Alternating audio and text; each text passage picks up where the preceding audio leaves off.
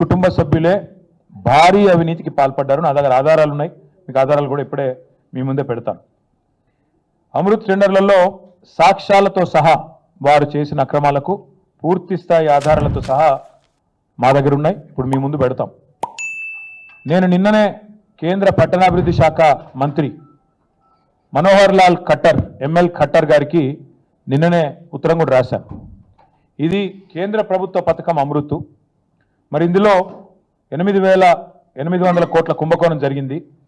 దీనిలో మీరు వెంటనే నిగ్గు తేల్చండి, దీనిలో నిజానిజాలు బయట పెట్టండి అని చెప్పి నేను కోరాను. ఇందులో ఏం జరిగింది అంటే, ముఖ్యమంత్రి గారికి ఒక బావమరిది ఉన్నారు. ఆయన పేరు సూదిని సృజన్ రెడ్డి. సూదిని కుటుంబం, సూదిని సృజన్ రెడ్డి.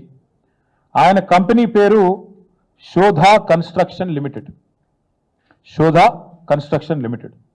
ఏం చేసింది ఈ ప్రభుత్వం అంటే, ఆయన కంపెనీకి అర్హతలు లేవు, ఏమీ లేవు. వేల కోట్ల టెండర్లు దక్కించుకోవడానికి ఆయనకు గత నైపుణ్యము లేదు, గత అనుభవము లేదు. అక్కడ అసలు కనీసం టెండర్లలో పార్టిసిపేట్ చేయడానికి ఆయనకు ఉండాల్సిన ఆర్థిక వనరులు కానీ, ఆర్థిక పరపతి కానీ, ఆర్థిక సంపత్తి కానీ ఏదీ లేదు. అందుకే ఏం చేశారంటే, ముఖ్యమంత్రి గారి డిపార్ట్మెంటు ఆయన స్వయంగా జోక్యం చేసుకొని ఈ పబ్లిక్ హెల్త్ టెండర్లలో ఆయన చేసింది ఏంటంటే, Indian Hume pipe company limited, IHP అంటారు దాన్ని అడ్డం పెట్టారు.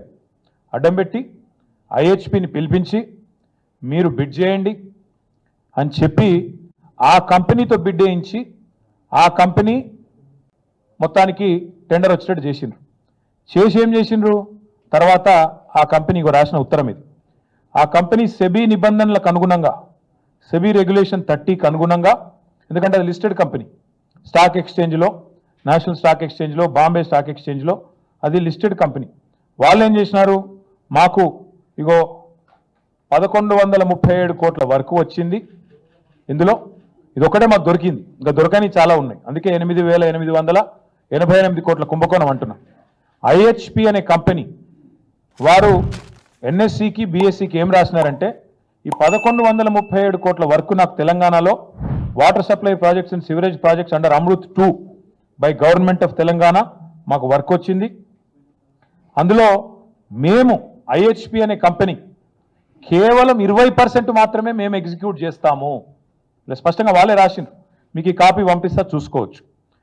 అంటే 1137 కోట్ల వర్కులో ఏ కంపెనీ అయితే అర్హతలు ఉన్న కంపెనీ ఉందో ఆయననేమో 20% పనిచేస్తారట. ముఖ్యమంత్రి బామ్మర్ది మాత్రం 80% పని మాత్రం ముఖ్యమంత్రి బామ్మర్ది మాత్రం చేస్తారంట. అంటే ఈ ఇండియన్ హ్యూమ్ పైప్ అనే కంపెనీని ఒక శిఖండి సంస్థలాగా అడ్డం పెట్టుకొని ఇవాళ సూదిని సృజన్ రెడ్డి, అనుముల రేవంత్ రెడ్డి ఇద్దరూ కలిసి ప్రజాధనాన్ని కొల్లగొడతా ఉన్నారు.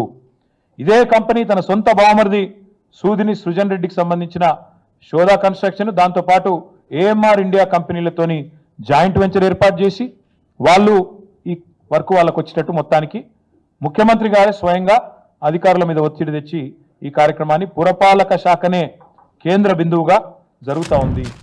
ఇక్కడ ఒక చాలా ముఖ్యమైన పాయింట్ మిత్రులందరూ గమనించాల్సింది ఏంటి అంటే, గతంలో ఆఫీస్ ఫర్ ప్రాఫిట్ అనే ఒక ప్రివెన్షన్ ఆఫ్ కరప్షన్ యాక్ట్, అవినీతి నిరోధక చట్టం ఒకటి వచ్చింది 1988. ఆనాడు రాజీవ్ గాంధీ గారు ప్రధానమంత్రిగా ఉన్నారనుకుంటాను.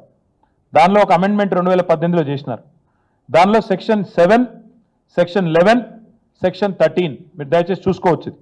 ప్రివెన్షన్ ఆఫ్ కరప్షన్ యాక్ట్ 1988 అమెండ్మెంట్లో ప్రకారం సెక్షన్ 7, 11, 13 ప్రకారం చాలా స్పష్టంగా చెప్పారు. అందులో if a chief minister or any other public official misuses their position to provide undue advantages to family members, they can be prosecuted under this act. ఇది prevention of public corruption act. ఇదేదో ఆషామాషి act కాదు. ఎందుకు ఆషామాషి act కాదంటున్నా అంటే, ఇదే act కింద పెద్ద పెద్ద వాళ్ళు ఉద్యోగాలు పోయినాయి. ఎవరది? శ్రీమతి సోనియా గాంధీ ఆనాడు నేషనల్ అడ్వైజరీ కౌన్సిల్ చైర్మన్గా, మరొక వైపు మెంబర్ ఆఫ్ పార్లమెంట్ ఉండే రాయ్బరేలీ ఆమెతో ఏదో ఒకటి ఉంటే, 2 పదవుల్లో ఎట్లుంటారు మీరు? ఆఫీస్ ఫర్ ప్రాఫిట్ అనే నిబంధన మీకు వర్తించదా అంటే, ఆ రోజు సోనియా గాంధీ గారు పార్లమెంట్ సభ్యత్వానికి రాజీనామా చేయాల్సి వచ్చింది.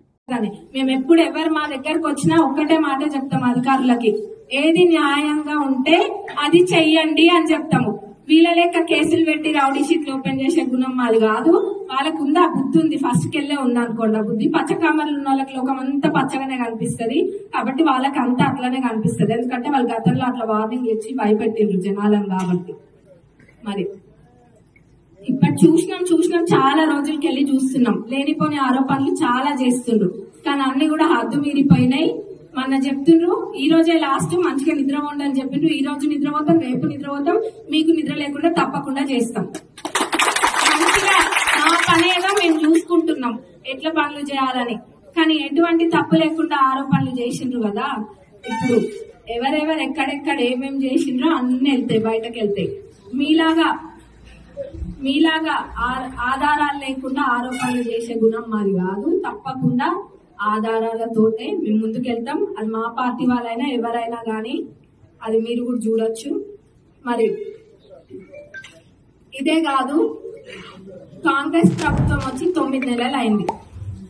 ఎన్నో చేస్తుండ్రు, ఎన్నో అద్భుతమైన పనులు చేస్తుండ్రు. మరి మేమేమో మా కాన్స్టిట్యున్సీ ఎట్లా డెవలప్ చేయాలి అన్న దాని గురించి ఆలోచించుకుంటూ ముందుకు పోతున్నాం.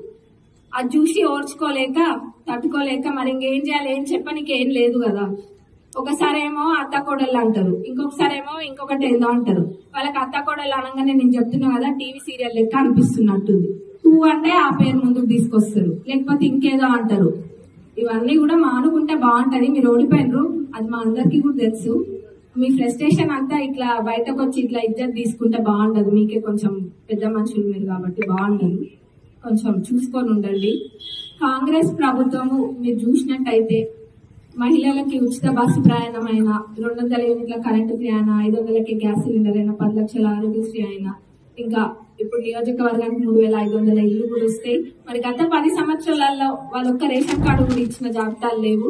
ఇప్పుడు అక్టోబర్ 2వ తారీఖుకి రేషన్ కార్డులు కూడా వస్తాయి.